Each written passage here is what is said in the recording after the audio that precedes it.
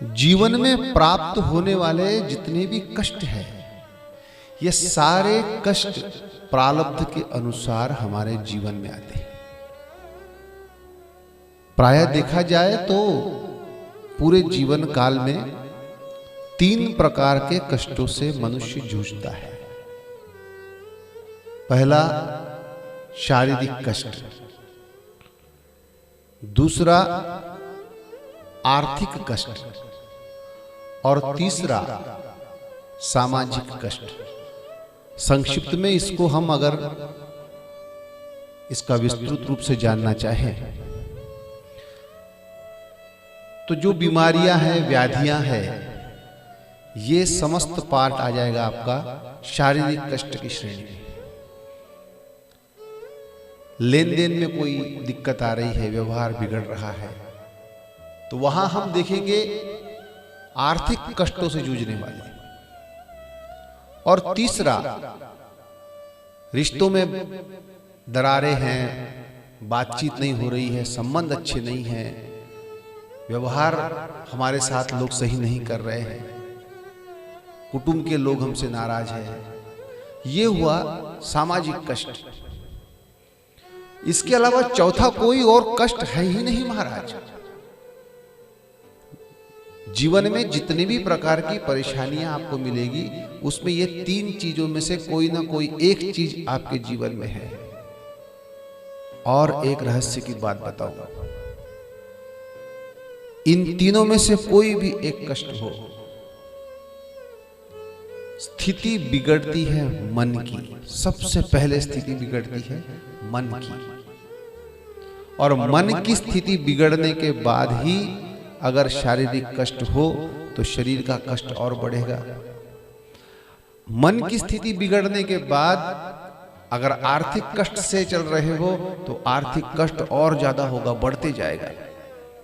मन की स्थिति ठीक ना हो, सामाजिक कष्टों से गुजर रहे हो तो सामाजिक कष्ट और ज्यादा होंगे। मतलब एक बात आपको समझनी है कि प्रारब्ध ने दिए हुए सुख दुख भोगते समय इस चीज की जानकारी रहे, इस चीज का ज्ञान रहे कि मेरे मन की स्थिति बड़ी अच्छी होनी चाहिए। और इसीलिए हमारे धर्म के अंदर, अलग अलग पुराणों के अंदर कुछ प्रयोग दिए गए हैं। हर प्रयोग के पीछे एक प्रलोभन दिया जा रहा है कि ऐसा करने से ऐसा हो जाएगा, ये करने से वो हो जाएगा।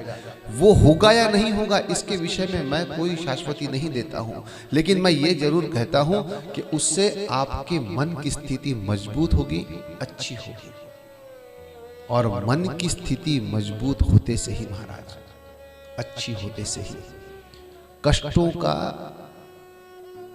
जो भार है, कष्टों की जो पीड़ा है, वो कम होने लगती है। तो किसी भी प्रकार की समस्या से आप जूझते रहो, आपको ध्यान इस बात पर देना है कि आपकी मानसिक स्थिति बड़ी अच्छी रहे। और मन को प्रसन्न करने के लिए हरि नाम सर्वोत्तम है, सर्वश्रेष्ठ है। आपका मन लगता है कीर्तन में, आप कीर्तन में जाइए। आपको प्रसन्नता होती है प्रभु की कथा सुनने से, आप कथा सुनिए। आपको बहुत ऊर्जावान महसूस होता है उसकी चरित्र को पढ़ने से, तो हरि का चरित्र पढ़िए। लेकिन हर एक वो उपाय कीजिए जिससे आपका मन प्रसन्न हो, जो आपको परमात्मा के समीप लेकर जाए। एक बार आप ईश्वर की राह पर चल पड़े, प्रारब्ध ने कितने भी कष्ट आपके जीवन में लिखे हो, मैं उस बात की शाश्वती आपको देता हूं व्यासपीठ से कि आपको कोई भी कष्ट महसूस ही नहीं होगा। क्योंकि आपने ईश्वरी कृपा के ऊपर अनुभव करना शुरू कर दिया है, आपने प्रभु के मार्ग पर चलना शुरू कर दिया है, आपने अपना मन प्रसन्न कैसे रखे ये कला सीख ली है। मन ही देवता, मन ही ईश्वर, मन सर्वोपरि है। वैज्ञानिकों के हिसाब से मन का तो कोई स्थान ही शरीर में नहीं है, कोई लोकेशन ही नहीं है। कि दिख जाए भाई यहाँ आपका दिमाग है, यहाँ आपका हृदय है, यहाँ आपकी लंग्स है, ऐसा कोई मन का ठिकाना नहीं है। लेकिन सबसे ज्यादा महत्वपूर्ण कोई पार्ट आपके शरीर का है, आपके दिमाग का है, तो वो है मन। मन चंगा तो कठौती में गंगा। मन मजबूत है तो बड़ी से बड़ी विपत्ति से इंसान भिड़ जाता है और जीत भी जाता है। समस्याएं कैसी भी रहो, कष्ट कोई भी हो, हर स्थिति में मन को प्रसन्न रखना परम महत्वपूर्ण है, अति आवश्यक है।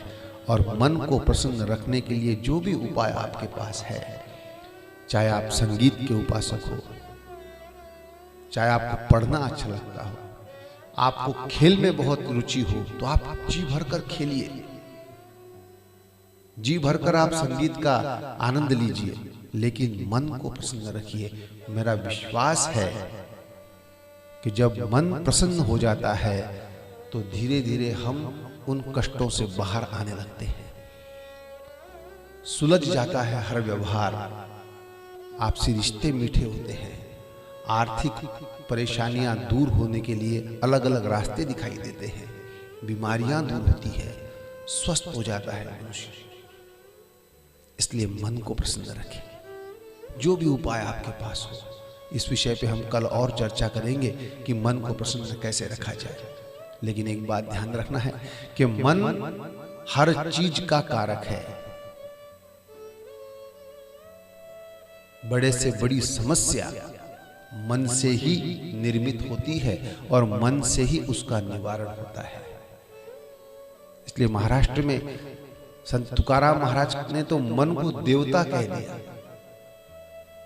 बहुत शक्तिशाली है, उसे प्रसन्न रखने के प्रयास करने हैं।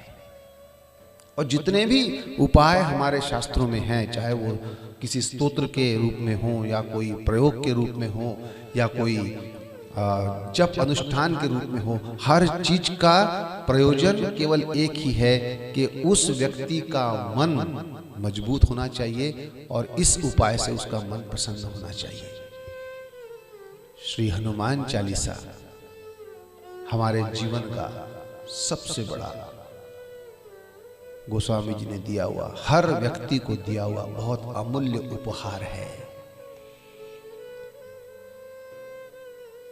क्योंकि श्री हनुमान चालीसा को प्रामाणिकता से और प्रेम से पढ़ने से मन बहुत प्रसन्न हो जाता है। ऐसे और भी उपाय हैं जिसके बारे में